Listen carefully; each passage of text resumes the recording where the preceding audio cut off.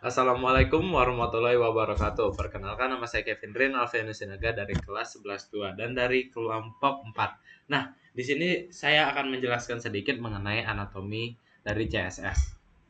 Yang kita tahu sebelumnya CSS merupakan kepanjangan dari Cascading Style Sheets yang merupakan bahasa yang digunakan untuk mengatur tampilan sebuah halaman web, mulai dari warna, ukuran tulisan, jarak antar elemen, hingga tata letaknya. Nah, kita tahu sendiri bahwasanya anatomi ini merupakan struktur pembangun dari sebuah tubuh.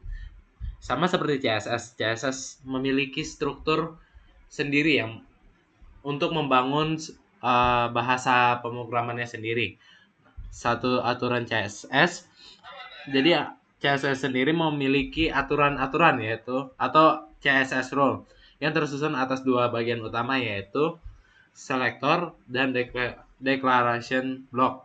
Selector sendiri adalah bagian yang menentukan elemen HTML mana yang ingin kita beri gaya. Misal saya beri contoh seperti P untuk paragraf, titik judul untuk elemen yang memiliki kelas atau judul, atau utama untuk elemen dengan ID utama. Setelah selektor, terdapat declaration block yang ditulis di dalam kurung kurawal. Di dalam blok ini terdapat satu atau lebih declaration atau deklarasi aturan. Setiap deklarasi terdiri dari dua komponen yaitu property dan value. Property sendiri merupakan aspek tampilan yang ingin diubah seperti color atau warna teks, font size atau ukuran huruf, background color atau warna dari latar belakang tersebut, margin untuk jarak luar, dan juga padding untuk jarak di dalamnya. Sementara value adalah nilai yang diberikan pada properti tersebut, misalnya green atau seperti hijau atau 18 pixel atau yellow.